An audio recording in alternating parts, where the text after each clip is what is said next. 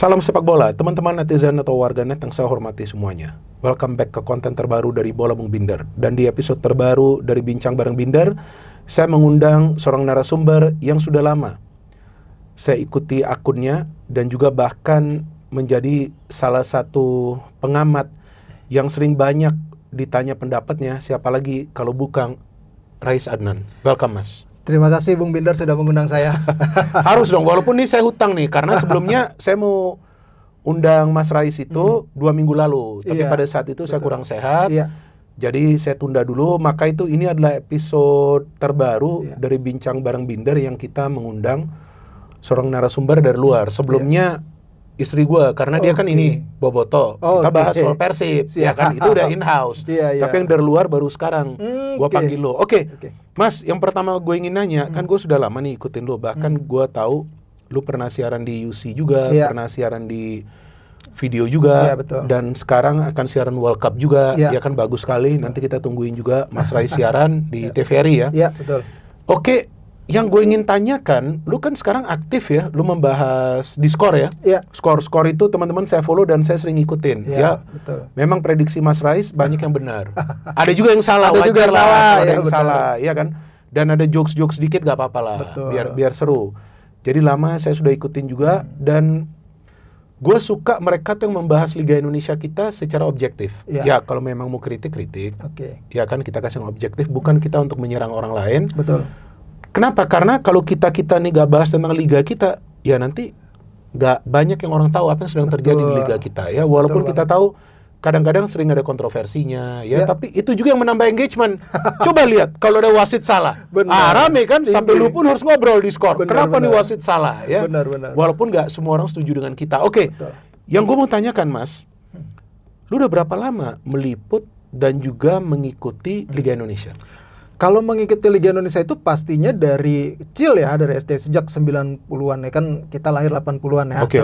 Sejak 90-an, terus habis itu mulai aktif, mungkin terwujud impian itu ketika meliput sepak bola nasional itu di awal 2010. Iya, 2009-2010 lah gitu. Nah, pas itu lagi rusuh-rusuhnya tuh zaman Nurdin Halid rame-rame diturunin, itu kita jadi saksi langsung lah gimana waktu itu supporter menyerbu kantor PSSI yang lama, ya yang di dekat pintu merah itu. Kemudian bagaimana kita capek liputan bolak-balik waktu itu kongres, kan banyak tuh kongres di mana terus sampai dini hari kita jagain liputan untuk press conference waktu itu. Kita tahu dalemannya kenapa sih ini konflik kubu sini, kenapa sih mau konflik. Nah, itu dapat tuh semua tuh waktu itu ya. Jadi memang sudah cukup lama juga ngikutin sepak bola Indonesia, dari sisi organisasi PSSI-nya, kemudian dari sisi klubnya pun yang ngikutin banget. Jadi apalagi timnas Indonesia. Jadi gue ingat pada saat itu 2010, kalau nggak salah kita punya langsung Indonesia Super League. Betul. Yang pada saat itu kalau nggak salah klub-klub sudah tidak lagi boleh pakai APBD, artinya harus mandiri. Betul. Nah, itu gimana tuh? Itu kan sempat heboh juga kan, klub-klub sempat kesulitan juga kan. Benar. Dan gue inget tuh banyak media yang meliput tuh secara besar-besaran, bahkan satu-satu klub itu profilnya dibuat. Betul. Sponsornya siapa, kemudian pemiliknya siapa, gimana caranya untuk cari sponsorship. Nah, pengalaman seperti itu gimana tuh? Iya, waktu itu memang luar biasa ya. ESL waktu itu memang rame banget. Terus digempur dengan yang namanya dualisme kompetisi. Oh iya, benar. Organisasi. Itu gak lama setelah itu. Gak lama setelah itu. Jadi memang 2008 kalau nggak salah itu udah mulai aturan itu dicoba sama Pak Joko Driono waktu itu. Kan sudah mulai berubah ya, transformasi ke ESL itu 2007-2008 kalau saya nggak salah tuh. Ya 2008. Terus habis itu yang kita masuk 8 besar Asia segala macam, terus berprogres. Tapi ketika APBD tidak bisa digunakan, memang banyak klub-klub itu yang lumayan kesusahan waktu itu. Sangat bergantung dengan si pemilik. Ya modal yang dimiliki oleh si pemilik ya. Jadi memang banyak klub yang kolaps, terus tapi dengan caranya Pak Joko lah waktu itu kan kita tahu masih banyak klub yang juga menunggak apa segala macam, tapi dengan bahasanya waktu itu subsidi komersial yang diberikan oleh PT Liga waktu itu ya cukup membantu klub-klub itu. Walaupun memang belum sebesar sekarang. Sekarang tuh luar biasa, Bung. Waktu dulu mungkin subsidi dari 1M, 1,5 M. Kecil. Bahkan waktu itu saya ingat banget waktu itu ada namanya Kongres untuk IPL. ada kongres untuk ESL. Ini waktu dualisme waktu itu. Dualisme. Iya. Ini waktu IPL-nya resmi atau IPL-nya belum resmi? IPL-nya resmi sudah. Resmi ya. ESL-nya yang tidak. Yang tidak ya. Waktu itu ada kongres, saya lupa, kalau nggak salah tuh di Hotel Ambara waktu itu di Blok M. Jadi ada penawaran di situ, kalau nggak salah waktu itu sekitar dapat subsidi itu klub-klub kalau mau ikut IPL itu bisa 1 sampai 1,5 M. Muncullah datang tiba-tiba Pak Joko Driono dan the gang waktu itu di kongres itu tiba-tiba dipanggil sama klub-klub, suruh paparan juga. Nah, di situ ditawarkan ini bisa dapat subsidi, seingat saya waktu itu dapat 3 M. ESL waktu itu. Nah, itu terbelah lah di situ. Sempat terjadi kekacauan chaos. Memang waktu itu luar biasa lah chaosnya. Itu rame banget waktu itu chaosnya, saya ingat banget. Ya, akhirnya kan terpecah kompetisi. Ya memang secara tadinya ESL yang resmi jadinya Breakaway League. IPL-nya resmi, justru IPL-nya malah sepi. Saya ingat buat pembukaan IPL waktu itu Persib Bandung Semen Padang. Menang Persib Bandung di Sijalak Harupat atau di GBL di Sijalak Harupat waktu itu. Pembukaan 2012 ya. Iya, pokoknya pembukaan IPL 2011 sih kalau saya. 11. Tapi Persib cuma main itu doang langsung pindah ke ESL. Benar, betul. Persib pindah ke ESL. Jadi memang semenarik itu waktu itu ESL. Seksi waktu itu disiarkan sama TV, ya kita tahu Antv. Iya, betul. Waktu itu sementara IPL itu kalau saya salah ingat Indosiar atau RCTI ya sempat live-nya pembukaan di RCTI seingat saya. Di RCTI. Waktu itu RCTI awalnya IPL. RCTI betul. IPL karena waktu itu bidding memang yang menang RCTI. Kayaknya IPL tetap di RCTI. Iya benar. Ya akhirnya seiring berjalannya waktu kan lebih populer ESL waktu itu kan. Karena semua pemain-pemain timnas rata-rata mainnya di ESL. Bahkan timnas pun kan sulit. Akhirnya. Nah, yang paling membuat saya sedih adalah waktu itu kecewa berat adalah waktu itu terjadi dualisme sampai dualisme timnas. Dualisme kompetisi lah gitu, politis, dualisme organisasi politis. Tapi sampai dualisme timnas itu benar-benar menyedihkan buat kita. As a jurnalis, as a fans gitu, ini benar menyedihkan. Saya ingat betul ngikutin betul waktu itu zamannya Kusnil Maizar di hotelnya waktu itu di daerah Blok S waktu itu. Itu memang fasilitasnya tidak semewah anak-anak timnas yang ESL. Tapi ESL timnas kayaknya nggak main kan? Nggak main memang. Tapi kan memang pemain-pemainnya main di dikumpulin. ESL. Dikumpulin kan waktu itu di hotel mewah lah di daerah Sudirman situ. Ya kita tahu ESL dengan mewahnya itu pergi ke Australia yang akhirnya jadi bahan bulian malah mainnya katanya mau lawan Australia ternyata sama tim kampus mana yang menang telak waktu itu Firman Utina. Queensland kalau nggak salah waktu itu. Kita menang telak, tapi akhirnya kan waktu itu sempat ada wacana udah diadu aja yang menang. Itu menyedihkan banget tuh, Bung. Diadu aja lah gitu yang menang yang nanti mewakili ke AFF 2012. Akhirnya kan kepastiannya kalau saya dari sisi jurnalis waktu itu pegangannya adalah waktu itu kan Bang Yuke masih SFM Red. Pegangan kita adalah yang organisasi resmi. Jadi kita pasti berpegang kepada itu gitu. Secara pemberitaan, secara apapun itu kita harus berpegang itu.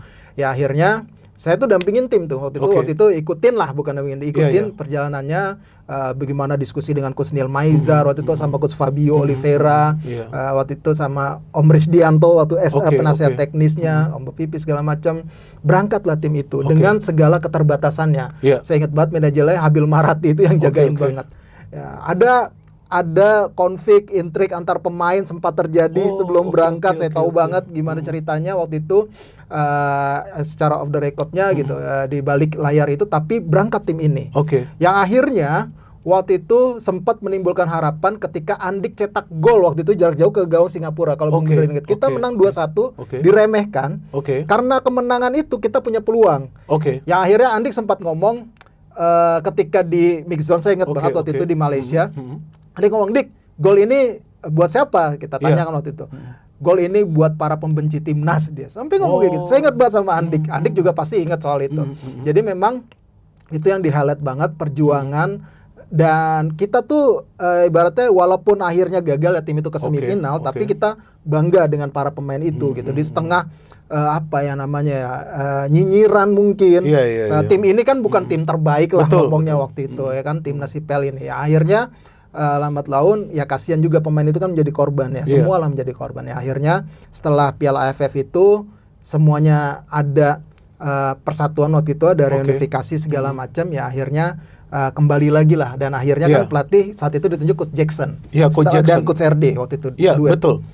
Dan kalau nggak salah yang timnas kita kalah lawan Bahrain berapa tuh? 10-0. Iya, 10-0 itu tapi persiapan memang, tapi bukan Coach Neil. Waktu itu Coach Aji. Waktu itu di menjelang berangkat ke Anakba kalau saya nggak salah. Waktu itu kita memang uji coba dengan dengan Bahrain waktu itu memang terbatas banget. Ya akhirnya kalah 10-0. Enggak, lawan Bahrain kualifikasi, bukan uji coba. Ya, itu tapi bukan Coach Neil. Itu kalau saya tidak salah Coach Aji. Kalau saya tidak salah ingat Coach Aji Santoso.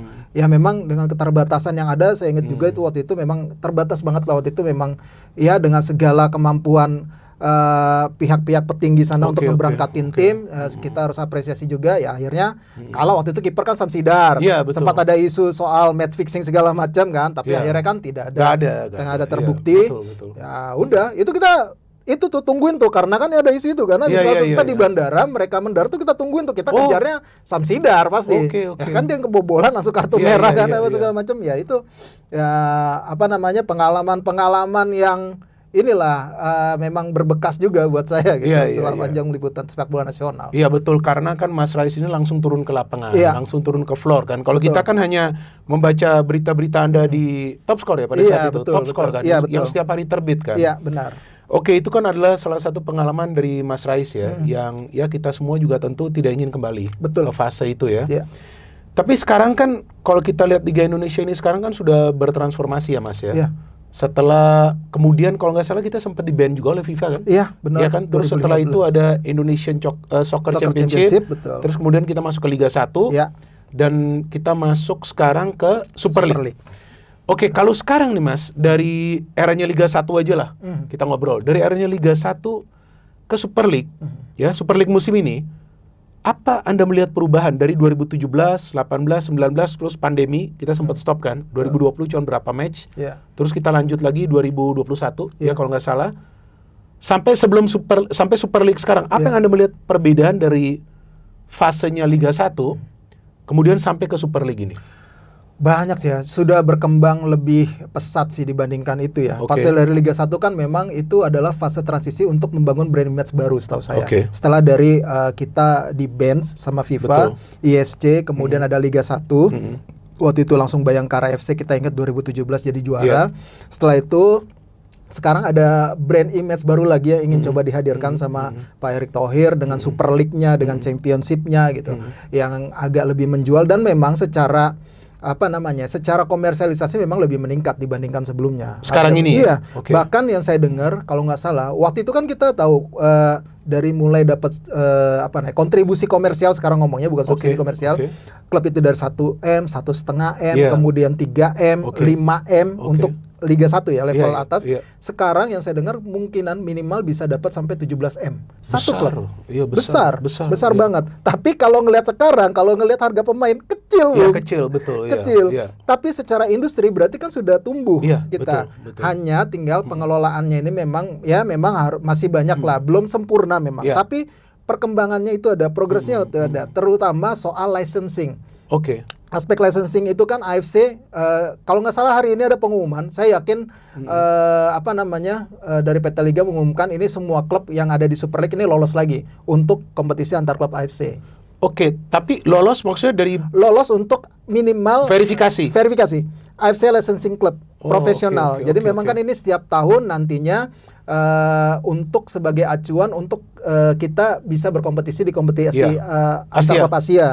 Itu untuk 2 tahun ke depan gitu. Jadi memang sepengetahuan saya kayaknya ini bakal lolos semua lagi seperti tahun lalu pengumumannya. Walaupun levelnya lolosnya itu belum licensing memenuhi untuk AFC Elite. Belum, ini baru ACL 2. Ini ACL 2 iya. Sama Challenge League. Challenge. Paling minimal Challenge League itu setara mungkin sekarang dengan klub licensing nasional. Ibaratnya gitu. Jadi memang disetarain seperti itu. Jadi seingat saya, sepengetahuan saya mungkin sekarang ini lagi diumumin kalau nggak salah lagi press conference di I-League. Kalau itu memang kejadian lagi berarti kan secara mindset klub-klub itu sudah pada sadar kita butuh untuk licensing klub ini. Kalau menjadi klub profesional. Cuma yang menjadi masalah adalah jangan sampai licensing ini, verifikasi ini bodong. Kita tahu sekarang verifikasi finansial lolos semua dong pasti kalau misalnya seperti itu. Padahal kita tuh masih ada yang nunggak. Nah itu kan. Itu yang menjadi masalah. Kan ini yang menjadi masalah waktu itu. Yang tahun kemarin pembukuannya kalau berdasarkan keterangan Pak Ferry saya ingat waktu itu kan sempat ada kabar di Januari atau di Februari ya, itu ada kabar tunggakan gaji.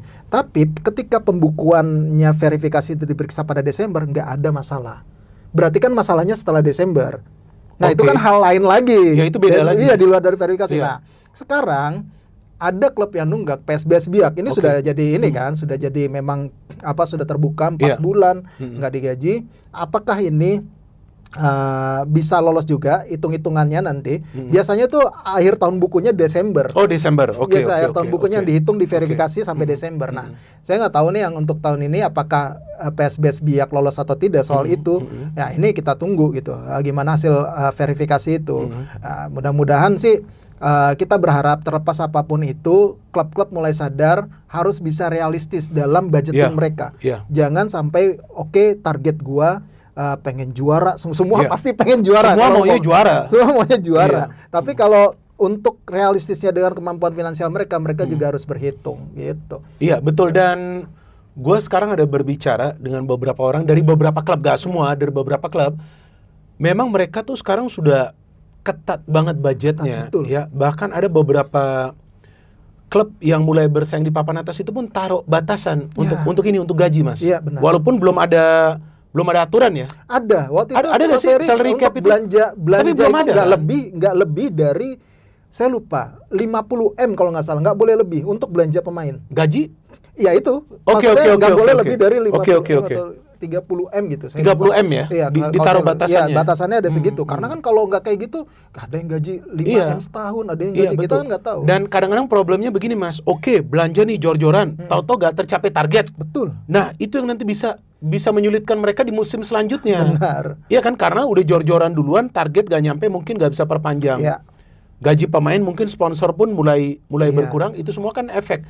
Jadi kalau menurut gue memang selain juga persiapan budgeting, target pun harus realistis. Ya kan? Memang kalau supporter tuh tuntutannya juara, tapi apakah manajemen punya kemampuan finansial ya kan untuk mendapatkan sponsorship, kemudian juga untuk mengalokasikan dana supaya bisa membeli pemain-pemain yang berkualitas tapi tercapai juga itu target. Artinya dalam hal ini, Mas, kalau asumsi gue pelatih. Iya, benar. Pelatih nih, sekarang ini salah satu begini, kita kan sudah lama ya mengikuti Liga Indonesia. Kalau dulu itu kan masih banyak tuh pelatih lokal kita. Iya. Sekarang nggak ada. Asing semua. Cuma Coach Henry Susilo dan satu lagi siapa kemarin? Ada Coach Kahudi Wahyu. Tapi caretaker. Ya, caretaker. Kan? Sama di PSM. Sama di PSM Makassar. Iya. Amiruddin ya. Tapi kan Thomas Truka kan.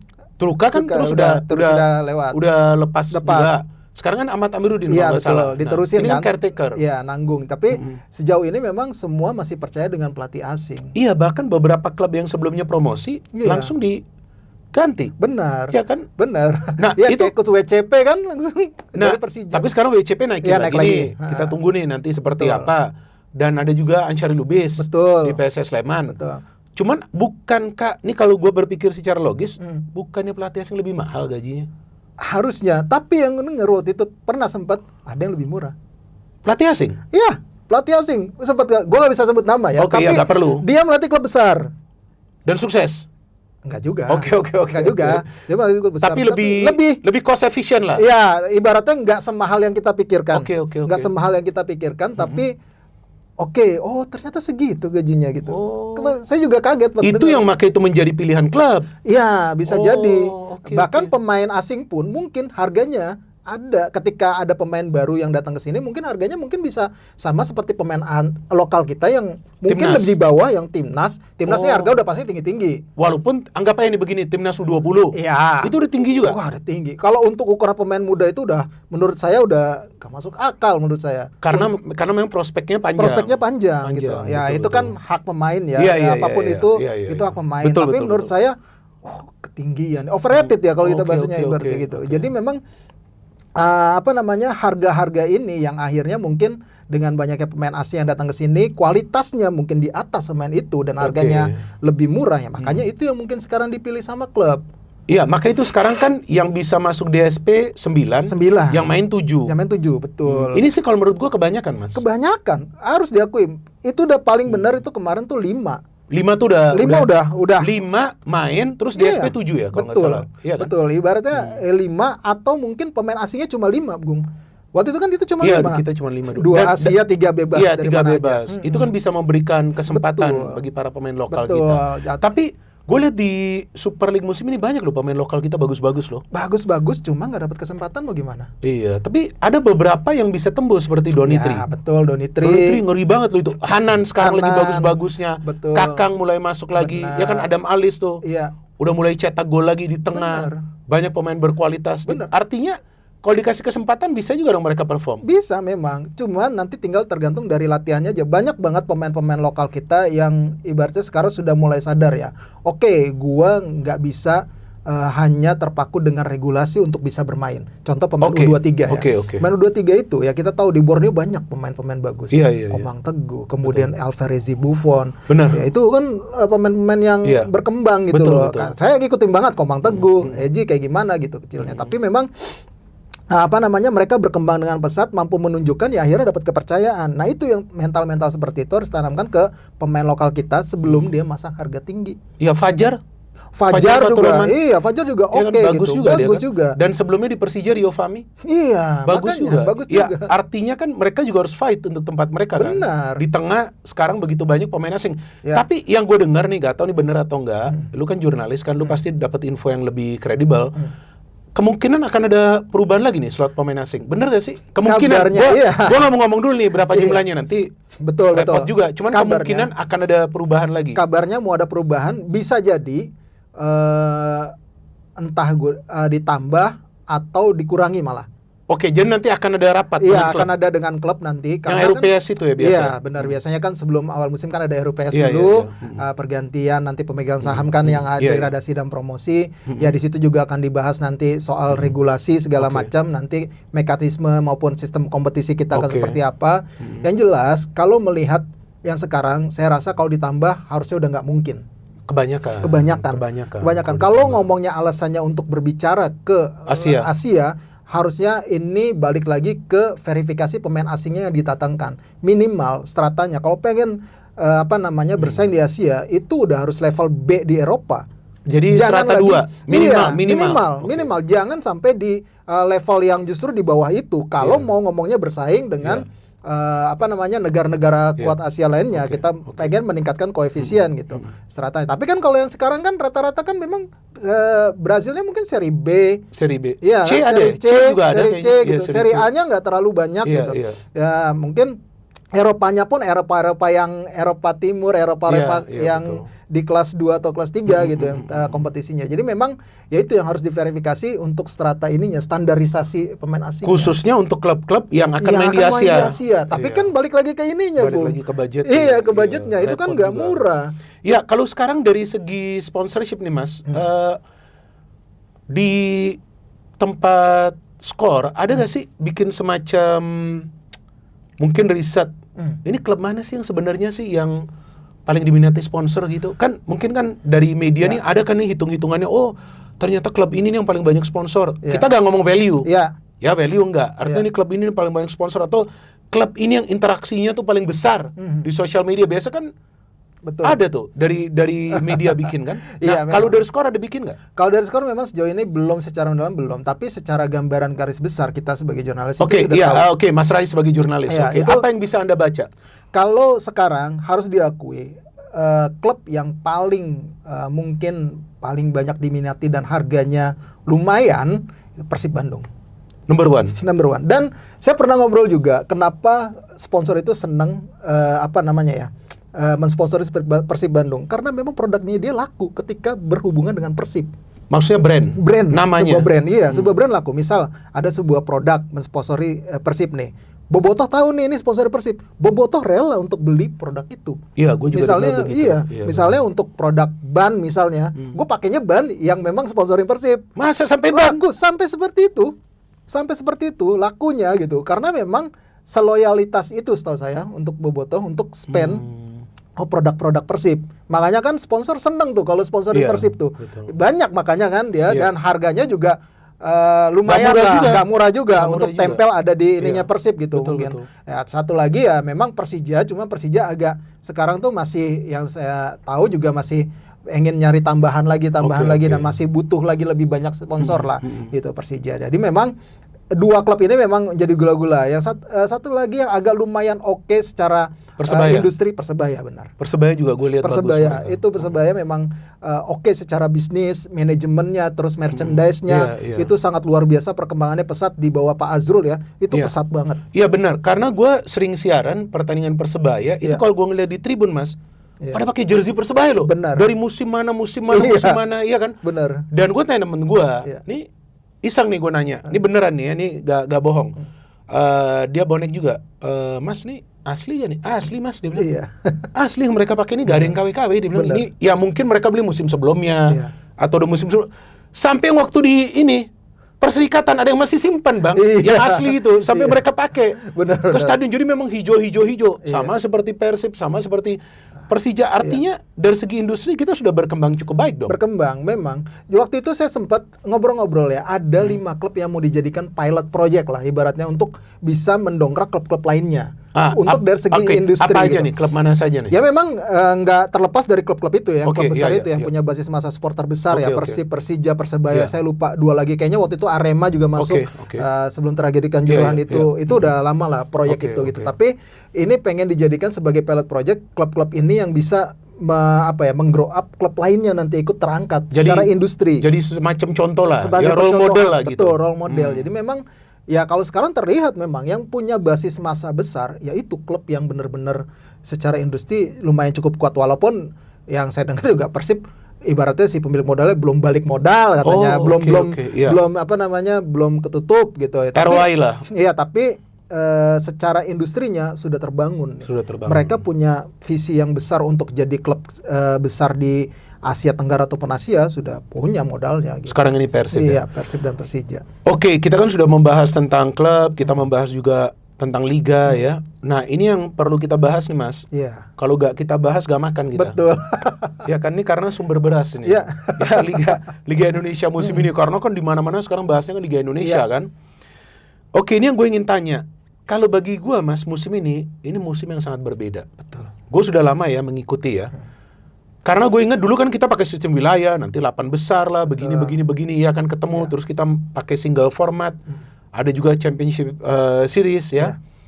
Tapi ini gue ngelihat sampai pertengahan musim pertama kali ada 4 klub yang punya peluang untuk menjadi juara. Malut, Persija, Persib, Borneo. Betul. Walaupun Persib belakangan ya naik ya setelah beberapa pertandingan, tapi tiba-tiba menuju putaran kedua ada 4 klub ini yang punya peluang menjadi juara.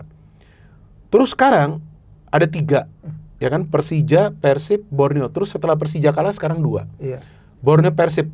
Lu di awal musim pernah membayangkan gak sih, wah akan seketat ini persaingan untuk bisa menjadi juara sampai putaran kedua ada 4 klub loh, yang secara hitung-hitungan tuh masih bisa menjadi juara. Bener. Sampai ada Malut. Iya benar. Sebenarnya sudah lumayan memprediksi itu ya. Ada beberapa klub memprediksi karena melihat persiapan musim mereka. Yang agak mengagetkan sebenarnya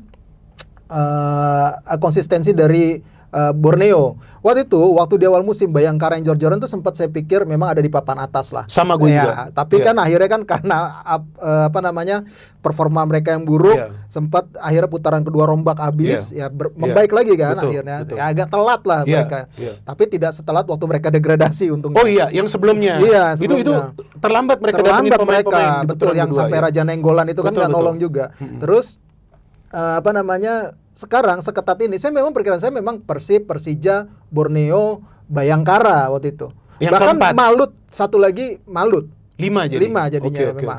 Ya kalau Persebaya ngelihat waktu itu persiapannya juga nggak begitu gimana-gimana ya, saya memang ya paling nggak Persebaya ada di 8 besar 7 besar lah waktu itu mikirnya gitu.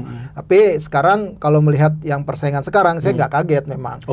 Tadinya malah mikirnya Persija aja nih yang mendekati akhir mendekati akhir karena kan kemarin di atas 2 itu tiba-tiba Borneo masih konsisten terus. Walaupun memang Borneo nggak bisa dinafikan, ini memang luar biasa banget dalam 2 musim terakhir ini. Iya betul, dan sebelumnya juga dia sempat menjadi juara tapi yang regular series itu tuh selisih poinnya jauh, cukup banyak walaupun memang dari awal sudah dipastikan akan pakai sistem Final Four itulah. Betul. Oke, sekarang kan tadi kan lu bicara ada 5 klub nih, ada Persib, Persija, Bayangkara, ya, terus kemudian Malut United, ya. Nah, kalau lu ngelihat sekarang dari klub-klub ini yang lu sebelumnya unggulkan, klub mana yang menurut lu nih yang secara permainan ini efektif? Itu aja yang gue pengen tanya. Efektif ya, jadi gak perlu menghibur. Betul. Kalau efektif ya Borneo jelas. Borneo ya? Borneo jelas. Mereka sekarang tim paling tajam. Di Super League ya, tim tertajam. Cuma beda 1 gol memang dengan Malut United lah. Iya, 67 gol mereka. 67, mereka Malut 66 gitu. Tapi permainan mereka efektif banget. Ini permainan mereka juga simple ya. Enggak perlu main indah tapi memang terarah gitu loh. Itu Borneo ya, efektivitas permainan mereka di lini depannya juga sangat luar biasa gitu. Ya itu saya bilang sih Borneo sih yang sejauh ini yang paling konsisten secara permainan dan secara ketajaman. Kan Borneo ini kan pelatihnya kan baru nih. Ya, Fabio Lefundes walaupun dia sudah berpengalaman di Liga Indonesia kan, Madura United, kemudian Persita. Betul. Lu lihat kekuatan utama dari Borneo ini di mana, Mas? Lah, memang dari segi scoring mereka luar biasa. Betul. Tapi Nadio ini lagi gila loh. Gila, betul. Musim ini lagi on fire banget loh. Apalagi lihat kemarin lawan Bali United.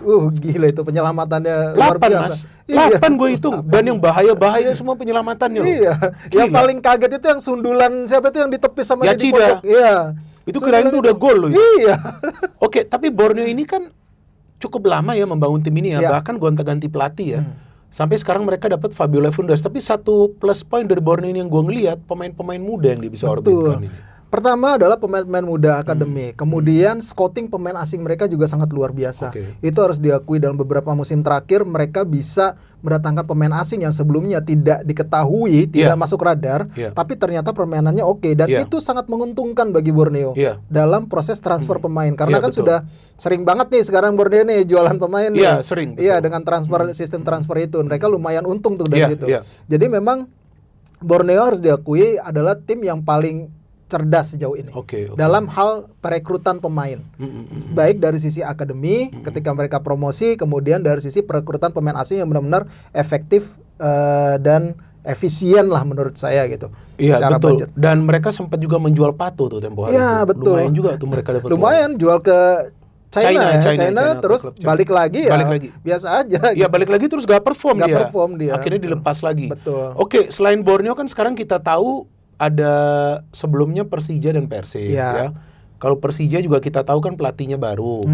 Mereka mengontrak pemain Brazil semua ya kalau nggak salah, yang asing. Betul. Sampai Rio juga akhirnya dilepas kan.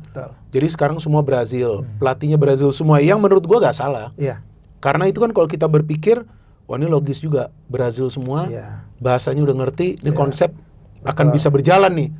Dan sempat di awal musim ngegas juga. Wah ngeri juga tuh. Ngeri memang di awal musim. Ya kan permainannya juga bagus nih. Apa yang menurut lu terjadi dengan Persija kok tiba-tiba putaran kedua beberapa pertandingan mereka sulit menang ketika bermain di JES dan juga di GBK. Di JES ada imbang lawan siapa mereka? Kemarin Borneo bukan di GBK ya? JES ya? Borneo sama Dewa. Ya kan, terus kalah lawan Arema FC. Betul. Apa menurut lu yang menjadi faktor kok Persija yang sebetulnya sudah on track tuh untuk bisa menjadi juara kan? Dengan permainan mereka yang menurut gue tuh terbaik sekarang ini. Permainan. Betul. Kalau tadi kan gue bahas efektif. Betul. Permainan mereka nih terbaik nih, bisa mencetak banyak gol juga. Apa yang terjadi kalau menurut lo? Inkonsistensi dari para pemain sebenarnya. Terus pertama ada selain itu soal disiplin kartu. Ini yang menjadi masalah juga. Sering banget pemain-pemain kuncian lah dalam tanda kutip, pemain-pemain yang menjadi andalan gitu terkena kartu yang nggak perlu. Dan itu harus memaksa mereka absen di pertandingan-pertandingan penting. Itu membuat sering kepleset. Dan kadang juga Mauricio Sousa ketika sudah pemain kuncinya atau kunciannya ini nggak bisa main, pemain penggantinya pun penempatannya mungkin komposisi pemainnya atau dari segi taktik strateginya kadang juga tidak berkembang gitu loh. Nah ini yang menjadi masalah. Banyak yang bilang ya, mungkin teman-teman kita juga ngobrol nih udah mentok nih Mauricio Sousa gitu. Ketika sudah deadlock dia seperti tidak punya solusi untuk bisa mengubah situasi. Lain dengan Bojan Hodak. Ketika sudah tertinggal nih timnya nih, dia masukin atau mengganti cara bermainnya. Mungkin tidak mengganti cara bermain, tapi soal penggantian pemainnya tepat. Dan itu sangat berpengaruh dan berdampak. Ya dengan buktinya dia bisa 2 kali comeback melawan tim yang kuat ya kayak Bayangkara maupun Persija, itu kan bukti bahwa Bojan Hodak itu pelatih yang lumayan pintar, udah terbukti lah, pelatih yang cerdas gitu untuk menangis itu situasi berat. Nah, Mauricio Sosa ini terkadang mengalami kebuntuan. Mungkin ya secara permainan iya menguasai, tapi secara ketajaman efektivitas dia pun mengakui tim Persija ini ya udah banyak buang peluang gitu. Dalam finishing dalam finishing terlalu banyak buang peluang. Ya ini yang menjadi masalah ya. Ntar kita tunggu sih dari para pemain asing ini, ya kalau saya ngelihatnya mungkin mayoritas akan diganti.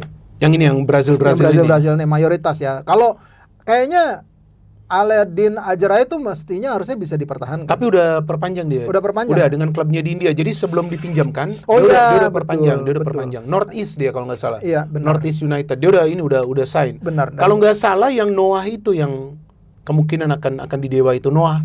Di Dewa tuh itu juga bagus tuh. Si Noah itu ya. Ya memang tapi ya itu banyak sekali sekarang para pemain asing yang sudah mulai yang kabarnya tuh diincar sama Persija gitu. Oh, sama Persija. Pemain asing dari klub lain. Oke. Yang tampil perform gitu. Tapi kita nggak tahu nanti pelatih masih Mauricio Sosa atau enggak. Kita belum tahu. Karena tuntutannya dari supporter kan diganti itu Mauricio Sosa. Sekarang karena ini dianggap gagal. Iya, karena sepengetahuan gue dia tuh dikontrak 1 tahun. Betul. Terus targetnya juara kan? Juara. Iya juara kan? Juara. Iya. Memang ya itu targetnya ke situ juara dan ya udah sekarang gagal, ya udah mau gimana lagi.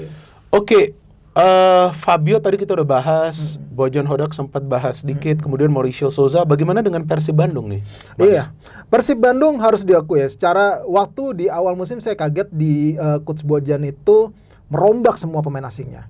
Itu benar-benar wah luar biasa nih apa bisa ya, dan sempat goyang kan. Kalah dari Persijap Jepara waktu itu sempat goyang, tapi secara perlahan Bojan mampu membangun kesulitan di dalam timnya dengan pemain-pemain baru dan pemain-pemain yang sudah lama gitu. Jadi memang inilah bukti tangan dinginnya dari seorang Bojan Hodak ya. Harus diakui. Kedalaman skuad, materi pemain, ini pemain bintang semua. Mau lo turunin siapa? Kayaknya tuh kekuatannya tuh setara tuh, tinggal memang menit bermainnya aja kan. Bahkan sampai Rezaldi, Samra yang tampil bagus sama klub sebelumnya pun akhirnya dipinjam ya gitu. Dewangga juga direkrut sama Persib juga menit bermainnya kurang. Ngasih kalah. Terus sampai dia datengin lagi Levin Kurzawa, walaupun Levin Kurzawa akhirnya cedera sayang juga itu. Udah menutup akhir lebih cepat, tapi Bojan Hodak harus diakui memang top secara untuk membangun chemistry dari pemainnya.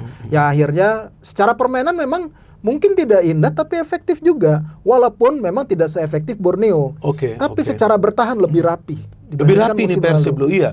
Karena kalau kita perhatikan Teja itu, ya gue sih sampai sekarang masih mengatakan bahwa Teja itu memang kiper yang bagus musim ini, tapi defense Persib ini paling susah dilewatin. Luar biasa, Federico Barba. Saya sempat ngobrol sama Beckham, wah Barba kuat banget ya. Saya ngobrol sama Beckham sempat ngobrol cerita-cerita gitu. Di latihan tuh Barba tuh cuma jalan doang bang, ibaratnya. Karena memang sekuat itu dia, ibaratnya memang sejago itu si Barba itu. Jadi memang setenang itu dan makanya kan sekarang ban kapten Barba. Iya, Barba. Ya kan di beberapa pertandingan terakhir kan, saat Marco tidak jadi ini ya, tidak main gitu.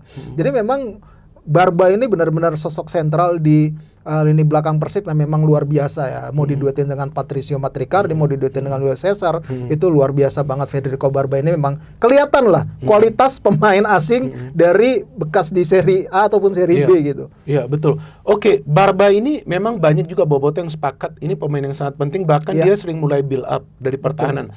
Tapi kalau kita bahas lini tengah Persib, ini lini tengah yang sangat dalam ini. Betul. Dan juga mewah. Betul. Tom Hey, pemain timnas kita, gak membutuhkan waktu lama untuk adaptasi. Dan kemarin itu yang dia kasih assist, Bang. Wah, itu assist mahal itu. Mahal itu kadang malis. Kalau gua ngelihat seperti no look pass. Dia dapat, mungkin nih feeling nih. Mungkin dia lihat sedikit begini, dia kasih itu ada malis. Lari itu bisa gol itu. Iya, makanya memang ini kejelian juga dari, walaupun memang Persib ini jeli ya membeli pemain, walaupun ada juga yang gagal waktu itu si William Marsilio ya. Iya. yang ibaratnya tidak dilepas lah gitu akhirnya. Tapi yang pasti salah satu yang juga perekrutannya sangat wah dan luar biasa. Ya, satu lagi kiper kan. Ya, Back ya. Iya, itu juga agak bisa dapat tempat nggak dapat tempat. Jadi memang secara materi pemain ini lini tengah Persib itu termasuk yang paling mewah saat ini. Oke. Iya kan, Tom Haye, Deddy Kusnandar bahkan cadangannya gitu. Belum main lagi. Kemarin, bagus. Iya, akhirnya main kemarin bagus kan. Lagi mainnya. Iya, makanya memang mewah lah, Adam Alis gitu, Lucho segala macam, dan ya mereka seperti sudah tidak lagi mengingat-ingat tuh siapa pemain terbaik Tyron Del Pino itu udah nggak keinget lagi tuh dengan material tengah yang sekarang mewahnya gitu. Lini depannya memang yang masih kayak Raymond Thank You, Andrew Jung, kemudian William Barros, Castle juga nggak jalan gitu loh, yang didatangkan di putaran kedua. Tapi ya memang belum sebagus ketika eranya David Da Silva dan Ciro Alves. Tapi secara kolektivitas permainan mereka solid banget. Iya betul, dan gue perhatikan satu lagi Bang, karena mereka ini kolektif, sepertinya mereka gak khawatir. Benar. Gak khawatir. Ini juga berpengaruh ke mentalitas mereka ketika mereka bersatu di atas lapangan. Betul. Sepertinya tim manapun yang melawan mereka pun mereka gak khawatir itu. Iya, benar. Nah gimana menurut lo mentalitas dari Persib? Kalau menurut gue sih di antara tim-tim lain ini mereka yang paling kuat ini secara mental. Yang secara mental ya mungkin terbaik yang sekarang ada. Sekarang ini ya di musim ini. Udah terbukti lah 2 kali comeback di kandang lawan loh. Bukan di kandang sendiri, di kandang lawan loh. Dia 2 kali comeback. Arema juga dia comeback waktu main away. Betul. Makanya memang luar biasa ini mental Persib. Mau siapa yang diturunin juga luar biasa. Makanya besok kan lawan PSM nih 4 pemain nih absen. Nah ini 3 pemain absen. 3, Bojan absen juga. Ya jadi 4 total. Oke, ini gimana nih Mas? Ya ini pasti nggak khawatir juga. Pengganti-penggantinya kan oke semuanya gitu. Loh, tapi Barba gak main. Barba ya pasti ada Julio Cesar, Patrick Hardy kan bisa diduetin di situ. Luciano Lucu, ya Mark Klok pasti main dengan kalau Adam Alis, kalau Kurzawa memang jarang main. Iya, masih ada Elian. Tapi dengan Bojan absen, Mas. Nah, Bojan absen kan ini kan bukan yang pertama kali. Ini kan yang ketiga kali kalau absen itu kan. Yang pertama memang waktu itu ketika Bojan absen kalah di kandang Malut United. Yang faktornya kelelahan. Ya, betul. Kemudian menang kan lawan Madura United 5-0 gitu. Jadi memang sudah teruji lah, walaupun tanpa Bojan ya Igor Tolik juga pasti sudah paham betul apa yang dimau gitu loh. Ya saya yakin juga Bojan kan tinggal menginstruksikan aja di saat latihan. Udah setting duluan. Nanti kalaupun ada pergantian kan nanti tinggal komunikasi aja, kan ada komunikasi juga mungkin bisa jadi. Komunikasi nanti yang soal pergantian pemain udah pasti udah di set up nih sama Coach Bojan ketika kita deadlock itu pasti sudah ada planning saya yakin. Jadi memang harusnya sih nggak ada masalah ya, cuma tinggal balik lagi ke pemainnya sendiri mau nggak gitu, ataupun bisa nggak untuk terus di dalam mental seperti yang mereka sudah dapatkan kemarin. Yang sebelum-sebelumnya. Iya kan sekarang Persib itu udah tinggal melawan dirinya sendiri kalau pengen juara, bukan lawan tim lain. Udah kalau saya lihat kemarin lawan Persija itu udahlah ini udah calon juara gitu misal. Memang kandidat paling kuat lah gitu untuk saat ini. Jadi mereka itu tinggal melawan diri mereka sendiri sebenarnya sekarang untuk menjadi juara. Oke, Mas, lawan Persija itu sedikit saja kita bahas. Apa menurut lu menjadi faktor kemenangan Persib? Coba, gua hanya pengen tahu dari sudut pandang lu. Lu ke sana enggak ke segini? Ada yang liput? Ada. Dari tim ada yang liput? Dari tim enggak ada. Enggak ada. Memang okay. Yang pasti memang kalau gue lihat memang mentalnya memang udah terlihat banget lebih solid dan lebih siap dibandingkan Persija. Mereka ketinggalan enggak panik. Iya. Tetap di dalam konsistensi permainan mereka sabar nunggu momen, dan akhirnya dapat momen itu bersama dengan Adam Alis. Kesalahan dari Van Basten Sosa kan, yang nggak perlu lah itu sebenarnya itu. Iya. Terus yang Trupas itu benar-benar luar biasa itu, mereka sabar lagi nunggu, dipancing semua pemain Persija. Mereka tahu betul Persija ingin tampil dominan pasti. Dan setiap pertandingan Persija seperti itu ya, dan Bojan udah tahu betul tuh. Ditunggu aja dulu, ditunggu di area mereka, baru akhirnya mereka melakukan serangan balik cepat yang memang udah terencana. Udah terencana banget itu. Itu sepertinya udah planning mereka itu dari awal. Kita tunggu dulu, kita cari momen, pokoknya sabar aja terus. Dan ini sering terjadi berkali-kali loh. Benar. Dengan Persib Bandung, dan satu hal menurut gue ini yang bagi gue ini gue bingung. Ini pemain-pemain baru, Mas. Bukan pemain yang sebelumnya bawa 2 musim menjadi juara. Benar. Nah, gini loh. Oke lah, Bojan Hodo kita tahu pelatih yang pintar. Dia komunikasi dengan pemain bagus. Tapi gue juga ngelihat di sini manajemen yang merekrut pemain dengan berkonsultasi dengan Bojan. Benar. Artinya ini kan dua pihak ini konsultasi. Iya. Ya kan mereka dapat pemain-pemain yang pas, terlepas mungkin ada yang nggak perform. Iya. Ya kan ini kan gak gampang ini Mas dilakukan ketika merombak tim gitu. Benar. Dan memang ya inilah pentingnya ya bagaimana beli pemain itu berdasarkan pilihan pelatih, bukan pilihan kemauan manajemen ataupun petinggi klub. Itu yang paling penting ya. Karena yang membangun tim itu pelatih. Di Persib. Ya, jadi memang oke, ini ada pemain bagus sesuai kebutuhan. Lo mau gaya main apa nih musim depan gitu. Kan Bojak gitu tuh. Waktu saya ingat waktu pembentukan tim awal musim kemarin tuh Bojan Hodak tuh yang dipertanyakan itu tuh mau gaya mainnya tuh seperti apa sih? Oh, gitu. ada ini diskusi. Ya, ada diskusi seperti itu. Okay. Ya, yang pasti memang kalau ngelihat kemauannya Bojan Hodak ini kan dia sudah ngukur nih kita bakal main di Asia, ya kan nggak cuma main di Super League gitu. Jadi memang dia udah ngukur tuh kalau main di Asia, gua harus rekrut pemain Asia yang lebih oke lagi. Gua minta ini, tolong lu jajakin ya harganya kalau cocok ya udah rekrut. Kalau nggak cocok kita coba cari opsi lain. Nah itu kan memang sudah hasil diskusi pasti dengan pelatih. Saya yakin sekarang klub-klub tuh seharusnya sudah seperti itu ya. Gitu. Jadi bukan merekrut pemain berdasarkan kesukaan petinggi klub. Jangan sampai kayak gitu ya. Betul. Ya kan ini pemain kesayangannya petinggi klub nih, yang ada malah repot nanti. Repot untuk ngurus, bisa gagal. Ya, ada bisa gagal. Jadi memang harus sesuai kebutuhan pelatih. Makanya kan kayak Persija juga ya udah terserah pelatih milih pemainnya siapa kan. Betul. Ya akhirnya siapa yang dipinjemin nanti ataupun bagaimanapun itu tergantung pelatih. Jadi nanti kesalahan apapun tanggung jawabnya pelatih. Bener, dan Mauricio Sousa tuh kan dapat ya pemain-pemain yang dia mau ya. Sampai putaran kedua Persija banyak loh. Bener. Kontrak pemain. Bener. Cuma artinya kan dia sudah mendapatkan apa yang dia mau, bahan bakunya lah. Betul. Dia udah dapat kan. Betul. Jadi nggak seperti siapa ya waktu itu pelatih dari Italia yang menggantikan Thomas Doll tuh. Oh iya, Angelo ya? Angelo Alessio tidak. Dia kan nerusin tuh. Ya kan nerusin si Doll. Iya. Ada beberapa pemain yang memang masih bertahan pemain asing. Betul. Tapi dia nggak bisa jalan. Nggak bisa jalan. Ya, itu balik lagi ke pelatihnya juga kan. Iya. Tapi memang kalau Mauricio Sousa ini disupport penuh. Iya, dipenuh. Dia mau apa? Yang gagal aja kemarin kan ibaratnya kayak Ivar Jenner, Tom Haye kan kabarnya juga pengen direkrut Persija kan. Nggak dapat. Tapi kan dia dapat pemain yang memang dia butuhkan juga gitu loh. Untuk konsep dia. Aladin tuh bagus tuh. Iya, Aladin bagus sampai ya gua tahu Mauro Zelstra apa pertimbangannya didatangkan gitu. Iya. Ya tapi yang pasti memang nggak perform dia. Nggak perform dan cedera kan? Iya, cedera. Tapi yang pasti memang dia disupport penuh. Ya kalau gagal ya memang sudah tanggung jawab dia. Jadi memang seperti itulah gitu. Manajemen hanya tinggal mensupport yang sekarang yang benar ya kalau menurut saya gitu. Jadi manajemen hanya mensupport apa kebutuhan pelatih, difasilitasi pemain sesuai budget yang ada. Pelatih dikasih tahu pasti kita budgetnya segini gitu. Ya udah, pelatih tinggal bekerja, dia memilih pemain yang sesuai budget yang memang sesuai dengan gaya permainan dia, konsep permainan dia. Oke, sekarang dengan sisa 2 pertandingan. Oke. Tinggal Bandung dan Borneo. Double B. Kalau triple B ini kan bola Bung Binder. Ya kan? Jadi ini teman-teman ini triple B ini bola Bung Binder. Ya kan bukan Bung Binder Boboto. Oke. Walaupun banyak yang ngomongnya begitu tapi terserah, kita nggak bisa larang, ya kan. Oke. Ini Mas, 2 pekan lagi. Kalau di atas kertas seharusnya Persib dan Borneo menang ini 2 pertandingan. Iya, betul. Ini di atas kertas. Di atas kertas. Dan kalau itu terjadi ya tetap yang juara Persib. Iya. Head to head. Betul. Tapi kan sepak bola tidak selalu sepak bola itu kan bukan matematika. Bukan hitungan di atas kertas. Betul. Tapi dimainkan di atas lapangan. Oke, gue pengen tanya dulu soal 2 pertandingan sisa dari Borneo FC ini. Oke, 2 pertandingan sisa mereka. Away Jepara. Betul. Udah safe. Udah safe. Terus home Malut. Nah, feeling lu seperti apa? Ini hanya feeling aja lah. Kan lu kan ikutin bukan cuma musim ini bola lokal kita kan. Bener. Kan kadang-kadang kan sisa begini, wah.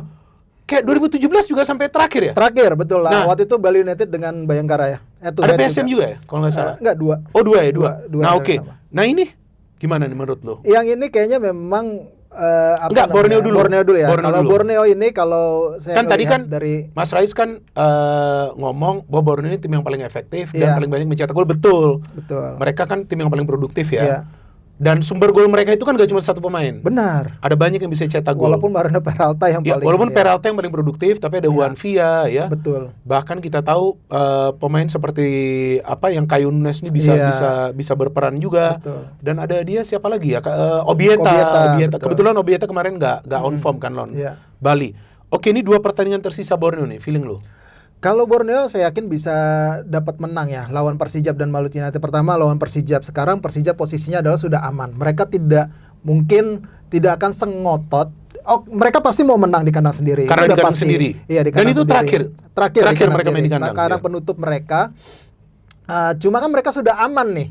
Oke. Tapi ya mungkin kalau misalkan mereka belum aman pasti akan lebih ngotot lagi mainnya. Untuk save. Untuk ngejar save. Tapi kalau saya lihat dari kualitas materi pemain, kemudian dari tren yang ada sekarang gitu. Ya saya rasa harusnya secara prediksi saya kemungkinan besar si Borneo ini bisa menang di kandang Persijap. Ini lawan Persijap. Lawan Maluku United-nya ini nih yang agak tricky sebenarnya. Ada mantan Persib semua tuh. Betul, ada mantan Persib. Pasti tuh kayak kemarin tuh. Fans Persib saya lihat juga mendukung Bali United banget kan tuh. Kalau Bali United kan disebutnya kan saudaranya Persib lah katanya gitu. Didukung banget tapi hampir menang. Hampir menang atau hampir imbang juga. Iya, tapi kan menang juga Borneo kan. Hebat ya Borneo. Mentalnya memang benar-benar termasuk kuat juga mereka. Kuat dan motivasinya tinggi banget mereka. Untuk buat sejarah lah. Kalau waktu 2 tahun lalu yang mereka gagal itu ya, yang champion di fase Final Four itu ya. Final Four. Disalip sama Persib itu udah kalah mereka. Udah kalah mereka. Tapi kalau sekarang mungkin mereka menunggu momen pengen gantian yang menyalip Persib, iya kan? Ibaratnya gitu. Jadi memang ini motivasi mereka juga nih, Mas. Mereka benar-benar yang saya lihat dan udah ngobrol dengan beberapa kawan lah gitu, ngotot banget pengen kita berusaha sebisa mungkin masih menjaga harapan untuk terus menang aja dulu. Gak usah pikirin Persibnya, tapi terus menang aja dulu. Siapa tahu aja keajaiban akan datang. Lawan Malut, feeling lu ini berat lo ini. Walaupun banyak yang mengatakan udah Malut kan gak ada apa-apa lagi, tapi ya Malut ada pride juga. Ada pride, pasti ada gengsi Malut United. Walaupun memang secara tren memang masih inkonsisten dalam beberapa laga tapi terakhir. Menangnya bisa menang gila mereka. Benar. Aneh juga ini tim. Aneh ya memang. Memang Yakob Sayuri bersaudara, David Da Silva dan Ciro Tyron. Iya, dan Tyron itu memang nggak bisa dipungkiri adalah kunci permainan dari Malut United. Saya rasa Borneo itu udah punya obatnya untuk meredam para pemain itu. Iya, dan tinggal bagaimana mereka supaya main nothing tulus dan tidak terbebani nanti di pertandingan terakhir. Karena itu ya saya yakin akan jadi laga penentuan mereka. Jadi menariknya adalah ini di kandangnya masing-masing yang calon juara. Yang terakhir. Iya, ini benar-benar kayak terset up, tapi memang sebenarnya kan ini jadwal udah lama. Iya, udah lama. Jadi bahkan kalau nggak salah berapa tahun lalu udah dibikin berapa musim ya? Benar ya. Sama I-League ya? Iya, jadi memang ini jadwal emang sudah disusun lama, jadi bukan setting-settingan. Memang dua ini. Walaupun kita merasanya kok pas banget main di kandang nih. Dan Persija juga sebenarnya di kandang terakhir. Iya, makanya jadi memang udah di kandang terakhir. Jadi saya rasa ini akan jadi penentu, tinggal balik lagi tadi sama seperti Persib juga, Borneo udah tinggal melawan dirinya sendiri. Persib 2 pertandingan terakhir. Setelah menang lawan Persija, lawan PSM. Ini kan termasuk pertandingan besar nih di Liga Indonesia kan? Betul. PSM dan Persib ex Perserikatan ya kan? Betul. Setelah lawan PSM lawan Jepara. Benar. Ya, kita tahu lah kalau form Persib di GBLA udah kuat ya kan, cuma sekali draw lawan Arema FC. Sekali aja mereka gak cetak gol. 2 pertandingan Persib, Mas. Ini seperti apa feeling lu 2 pertandingan tersisa mereka? Pasti juga dong mereka ada pressure. Pasti ada pressure, iya. Ada pressure pasti iya. Ada semacam ketegangan pasti iya. Seperti walaupun mereka mental kuat. Seperti mereka ketika lawan Arema itu kan kalau nggak salah tuh di awal-awal sempat ada kecanggungan gitulah. Apalagi kan Boboto hadir itu kan luar biasa.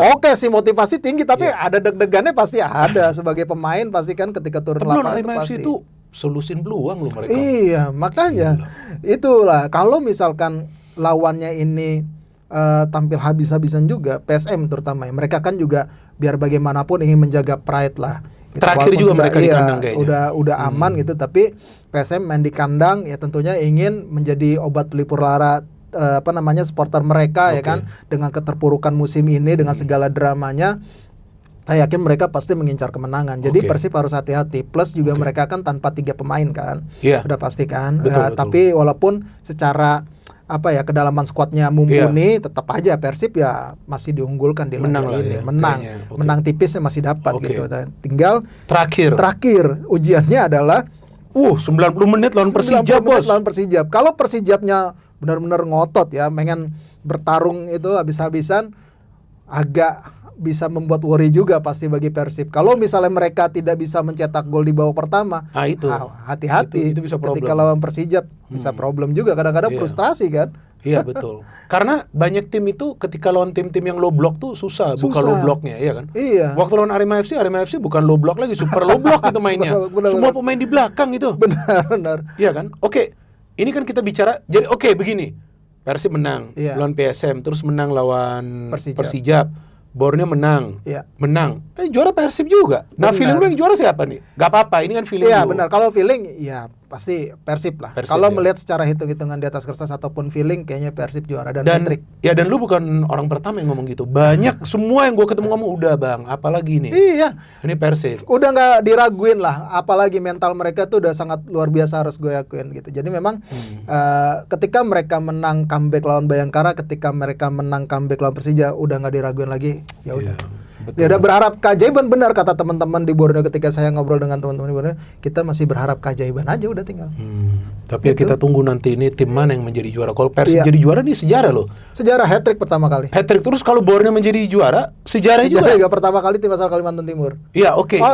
Oh ya benar, pertama kali. Bontang belum pernah. Persiba juga belum. Iya. Tapi Bontang pernah masuk ke final ya? Iya. Kalau siapa yang tempoh hari itu? Makassar 2002. Iya betul tuh. Itu jago loh tim Bontangnya. Coach Fahri itu. Iya, Coach Fahri kan pada saat itu kan. Iya, masih main. Gue nonton itu di TV itu. Lawannya Bima Sakti masih. Ya Bima Sakti kan pada saat itu kan. Oke, kita udah bicara soal tim yang kemungkinan menjadi juara. Sekarang gue ingin menanyakan kepada lu best player, calon. Kalau dari gua Mas, yang beberapa kali gua udah mengatakan Peralta. Betul. Terlepas Borneo juara atau enggak. Tapi ada juga masih berdebat sama gua. Ada mengatakan Barba dong, Bung. Iya, oke. Ya kan, tapi gua melihat Peralta ini gila banget. Oke, kalau lu pilihan lu apa? Pertama kalau dari sisi pemain asing ya Peralta. Terus ada Barba memang. Iya, ada yang ngomong ke gua gak bisa nih Barba. Iya, tapi gua mengatakan ada juga tim yang gak menjadi juara jadi best player. Rivera. Betul. Iya betul. Madura United benar. Iya memang. Jadi memang kayaknya ini akan jatuh ke pemain asing lagi. Ini nggak terlepaskan memang. Apa ya, banyak ya. Memang lebih banyak pemain asing dan menjadi pemain kunci ya udah. Kalau saya sepakat dengan Bung Mindar, kayaknya pemain terbaik harusnya Peralta. Peralta. Luar biasa dia. Dia kan lihat gak tuh golnya lawan Bali. Benar. Itu luar biasa banget begini. Dan feeling gua pemain muda terbaik ya ini feeling aja Doni. Doni. Benar, Doni. Doni gila loh, benar-benar gila banget ya. Cuman yang gue bingung nih, dia kalah lari loh dari Adam Malis. Iya. Adam itu tiba-tiba engine-nya nyala itu dia. Kalah start ya kan, karena kalah start sedikit. Balik badan dia balik badan. Iya. Betul. Kalah start di situ ya udah. Walaupun Doni udah sempat kan kena kaki Doni itu. Dan kalau nggak salah Doni ada mungkin tangannya mau ganggu juga itu dia. Dia narik lagi langsung. Karena itu kalau dia ganggu jatuh, bisa red card itu dia. Bisa red card makanya. Tapi memang ya saya harus akuin sekarang pemain muda terbaik ya ukuran U23 ya memang Doni lah. Ya. Oke. Jadi teman-teman gak terasa kita sudah hampir 1 jam atau mungkin sudah 1 jam kita ngobrol panjang banget nih. Ini kalau kita ngobrol soal Persib ya, banyak yang ngomong boboto 3 jam bang kita tongkrongin, tapi kita juga kan capek kalau ngomong soal Persib ya.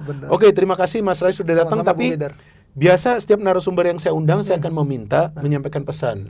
Ya, ke teman-teman yang menonton konten ini silakan Mas Rais bisa menyampaikan pesan-pesan Mas Rais ke viewers kita, ke kamera. Silakan. Soal apa nih pesannya kita? Apa aja, soal sepak bola Indonesia lah. Ya. Udah pasti. Apapun bagaimanapun sepak bola kita tetap dukung secara sportif dan damai. Oke, very good. Sekarang kita tutup konten ini tapi pakai slogan channel ini, Mas. Ini udah viral juga slogan ini. Oke, sambil kita salut begini. Oke, no hate, no politics, only football. Only football. Salam sepak bola. Salam sepak bola. Thank you. Ya, sama-sama.